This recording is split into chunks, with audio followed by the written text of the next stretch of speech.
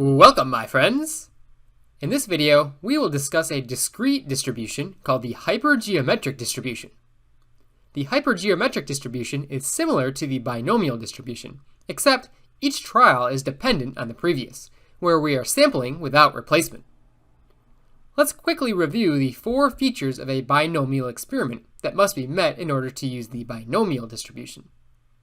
Firstly, there must be a fixed number of trials where some outcome is observed.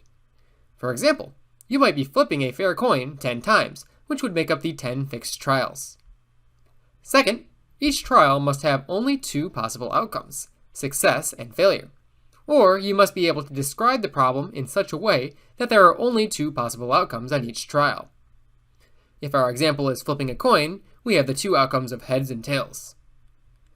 Third, each trial must be independent, meaning the outcome on one trial has no impact on the outcome of any other trial. For example, the outcome on the first flip of a coin has no impact on subsequent flips. Finally, the probability of success must be the same on each trial. For example, a fair coin has a 50% chance of landing heads face up on each flip. These conditions all need to be met in order to use the binomial distribution. Now, when you start changing these conditions, you will get different distributions. For example, if you don't have a fixed number of trials, but instead will continue to repeat the trials until you have the first success, you have violated the first condition of the binomial distribution, and instead have a geometric distribution. This would be like flipping a coin until you get the first heads, instead of simply flipping the coin a fixed number of times. If you violate the second condition, and have more than 2 possible outcomes, you have what is called the multinomial distribution. If you violate condition 3, so that each trial is not independent, you get the distribution we will be talking about today, which is the hypergeometric distribution. Actually, for the hypergeometric distribution, both conditions 3 and 4 are violated. In the hypergeometric distribution, you have a finite population you are sampling from, and you are sampling without replacement. That means that whatever outcome you get on the first trial impacts later trials, as the component that was chosen on the first trial can no longer be selected. So altogether, the 3 conditions for the hypergeometric distribution are that you have a fixed number of trials, each with 2 possible outcomes, success and failure, and that each trial must be dependent on the previous, due to sampling without replacement. Let's take a look at a few scenarios to see if you have the idea. Is it hypergeometric or not? A drawer contains 10 white socks and 5 black socks, all mixed together. You randomly grab 6 socks. Is it hypergeometric? Let's check the conditions. Are there a fixed number of trials? Yes, each grab of a sock is considered a trial, so there are 6 grabs or 6 trials. Does each trial have 2 outcomes? Yes, there are only 2 types of socks, white and black. Even if there were more sock colors, we could potentially define our problem in such a way that one color of sock could be classified as success and all others could be classified as failure, so that we would still only have 2 outcomes. Is each trial dependent on the previous, involving sampling without replacement? Yes. Once we choose a sock, we do not replace it in the drawer. Each trial is dependent, as once a particular sock is drawn, it cannot be chosen again. As the 3 conditions have been met, this scenario can be modeled by the hypergeometric distribution. How about this one? There is a 75% chance you encounter a particular red light on the way to work. On 10 trips to work, what is the probability of encountering this red light 4 times?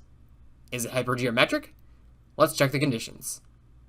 Are there a fixed number of trials? Yes, each trip to work is a trial, so there are 10 trials. Does each trial have 2 possible outcomes? Yes, the 2 outcomes are encountering the red light or not. Is each trial dependent on the previous, involving sampling without replacement? No. It's not like there are a finite number of red lights sitting out there, and once one's been encountered, you can't encounter it again on the next trip to work. No, each trial here is independent. It doesn't matter if I encountered a red light yesterday, that doesn't impact the chance I encounter one today, if we assume that the 75% chance is constant. So we have failed the 3rd condition. As the 3rd condition has been violated, the hypergeometric distribution cannot be used to model this situation. it turns out that the binomial distribution is the correct distribution for this situation. Let's try one more. How about a warehouse which contains 15 copy machines, 3 of which are defective?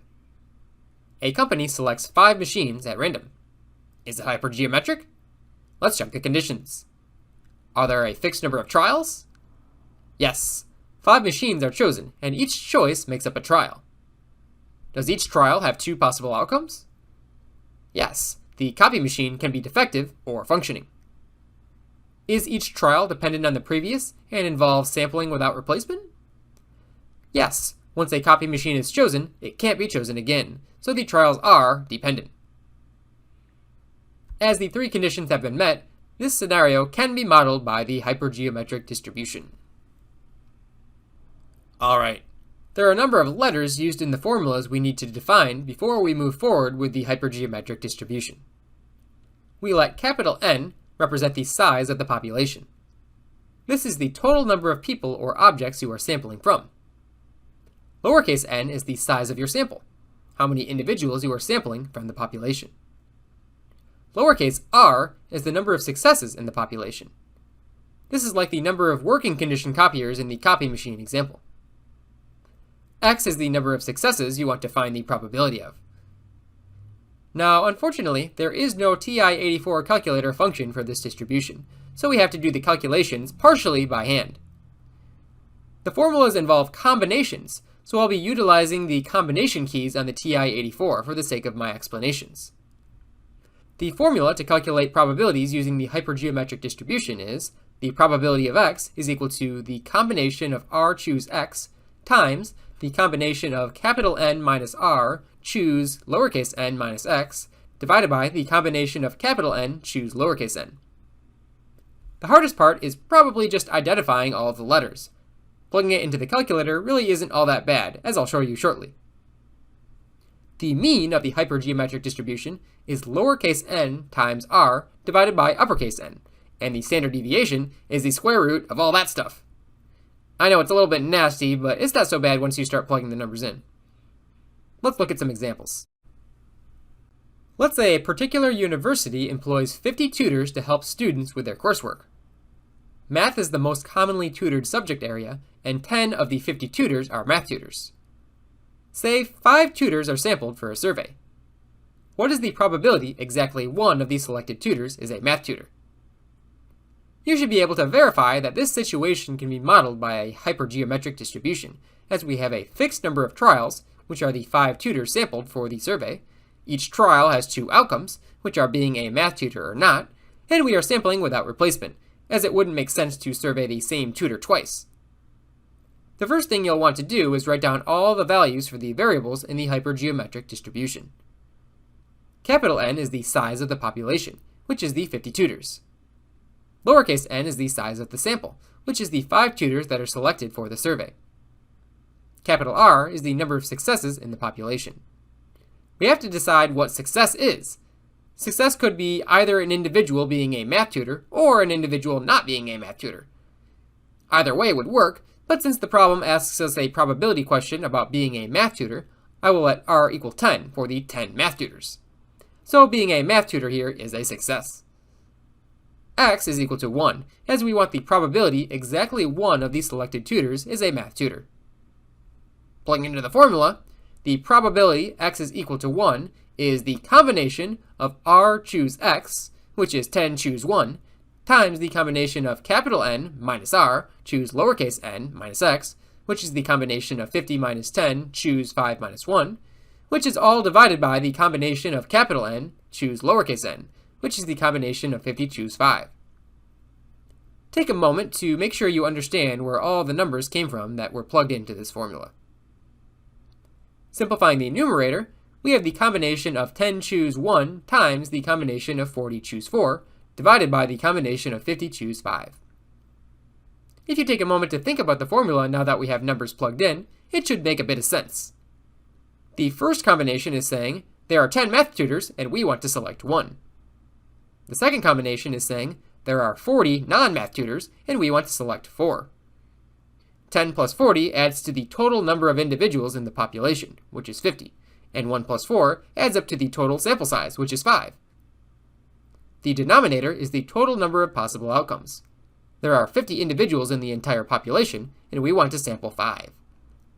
Going to the calculator, type 10, then go to Math, arrow once to the left, option 3 for the combination, and then 1, times 40, Math, arrow once to the left, option 3, 4, divided by 50, Math, arrow to the left, option 3, 5.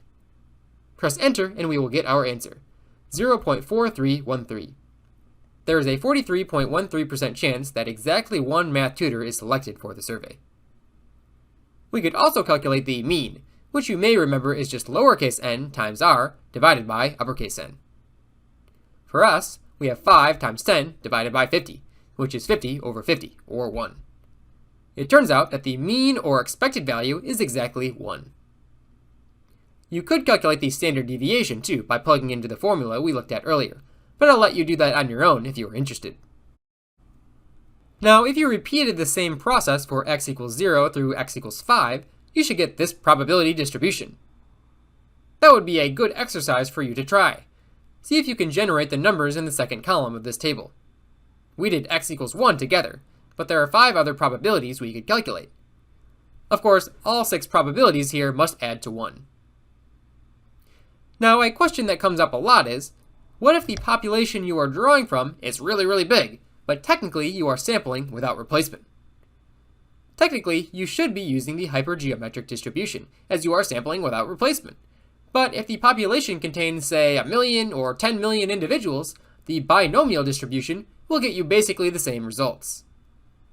For example, the population of Michigan is about 10 million people. About 1.8 million individuals in Michigan are age 65 or older. That means about 1.8 million over 10 million, or 18% of individuals, are 65 or older in Michigan. Let's say you sample one person and they are 65 or older. Let's say you go ahead and you sample a second person. What is the probability that the second person is 65 or older, given that the first person was 65 or older? Well, now there are 1,799,999 individuals 65 or older left, out of not 10 million, but 9,999,999 people. The probability is 17.9999918%, or essentially 18%. If you use the binomial distribution for probability calculations with this situation, it will assume the probability is 18% for each trial, but the hypergeometric distribution would account for the itty-bitty change in probability associated with sampling without replacement. For large populations, the difference will be negligible. In fact, it is generally acceptable to use the binomial distribution in place of the hypergeometric distribution for situations when the size of the population is at least 20 times as large as your sample size, or number of trials. In other words, capital N must be greater than or equal to 20 times lowercase n. For example, let's say you work for a large company with 10,000 individuals. That means that capital letter N is equal to 10,000. We know that we can use the binomial distribution if capital letter N is at least 20 times as large as lowercase n, which means if we divide both sides of the inequality by 20, we will get 500 is greater than or equal to lowercase n, which could be rewritten as n is less than or equal to 500. If you were to sample 500 or fewer individuals, still, technically you should probably use the hypergeometric distribution to get precise results, but using the binomial distribution will give more or less very comparable results, and the binomial distribution is a bit easier to work with, so some people would opt to use the binomial distribution in situations like this. Alright my friends, that completes our video covering the hypergeometric distribution.